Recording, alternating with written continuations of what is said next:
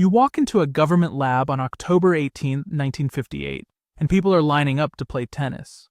Not on a court, on a screen. At Brookhaven National Laboratory, physicist William Higginbotham has wired a Donner Model 30 analog computer to a 5-inch oscilloscope, handed visitors 2 little controllers, and turned a public open house into a game line. A bright dot arcs over a side view net. People serve. People volley. Hundreds of them wait for a turn. That is not how most of you picture the birth of video games. The story often told starts in the early 1970s. Nolan Bushnell and Ted Dabney found Atari in 1972. Pong ships that same year. A garage-era invention becomes a business. Clean story. Wrong starting point. Because roughly 14 years before Pong reached an arcade, Higginbotham had already built a playable tennis game for a single-day science exhibit. It was not a product. It was not meant for sale. And the man who built it was not a toy entrepreneur. During World War II, Higginbotham had led the electronics group at Los Alamos that designed firing and triggering circuitry for the first atomic bombs. He never patented tennis for two, in part because work created at a federal lab would have belonged to the government anyway. So the question is not whether Atari mattered. It did. The question is what Atari actually inherited. 4 years later, in 1962, the trail moves to MIT. Steve Russell, working with Martin Graetz, Wayne Weetanen, and other members of the Tech Model Railroad Club, builds Spacewar for the DEC PDP-1. It is widely regarded as the first game made for a general-purpose digital computer. That machine mattered. So did the room around it. The PDP-1 was a roughly $20,000 computer donated to MIT in 1961. It sat beside MIT's TX-0, which was on indefinite loan from the federally funded Lincoln Laboratory. So even here, at one of the most important moments in game history, the computing environment was not shaped by a game company chasing customers.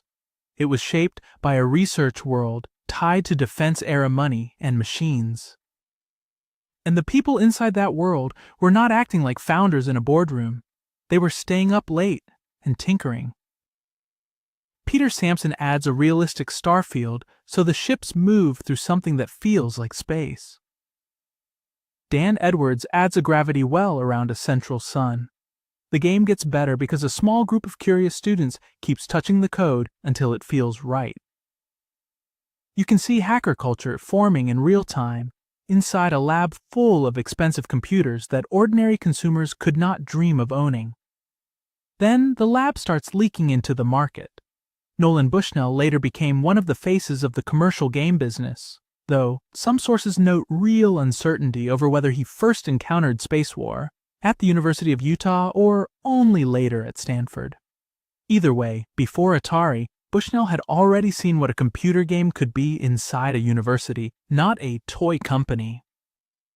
After graduating, he went to Nutting Associates, and by 1971 he and Ted Dabney had built Computer Space, a coin-operated game directly inspired by Spacewar. Only after that did they found Atari in 1972 and make Pong. So, Pong was not the first spark, it was the packaging. And the pipeline ran deeper than one founder borrowing one idea. At the University of Utah in the mid to late 1960s, David Evans and Ivan Sutherland built one of the world's leading graphics programs with a Defense Department ARPA grant reported at roughly $5 million. Some of that work was connected to flight simulation. In 1968, Evans and Sutherland left to found a company that built digital flight simulator graphics systems and became foundational to the later computer graphics industry. That matters because video games did not just need game ideas. They needed displays, rendering, and graphics hardware. There is a second origin story here too. In 1966, Ralph Baer was working at Sanders Associates, a defense electronics contractor that built military radar and countermeasure systems. With the company's internal approval and support, he built a prototype for playing games on a home television. Sanders later licensed that system to Magnavox, which released it as the Magnavox Odyssey in 1972. Then in 1974, Magnavox sued Atari for patent infringement. Atari settled for $1.5 million and licensed the patent so it could keep selling Pong. By that point, the pattern is hard to miss.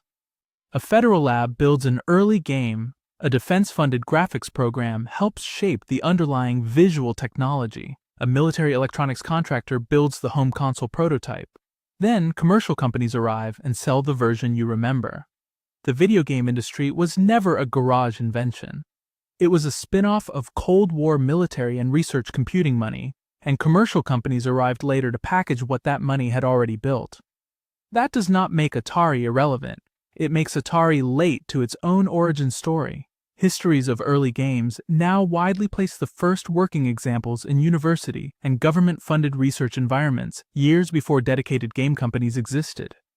Tennis for Two itself was largely forgotten for decades before Brookhaven rebuilt it in 1997 for the lab's 50th anniversary, and today it is widely cited as one of the earliest known playable video games. So the next time you picture the beginning of games, do not start in a garage.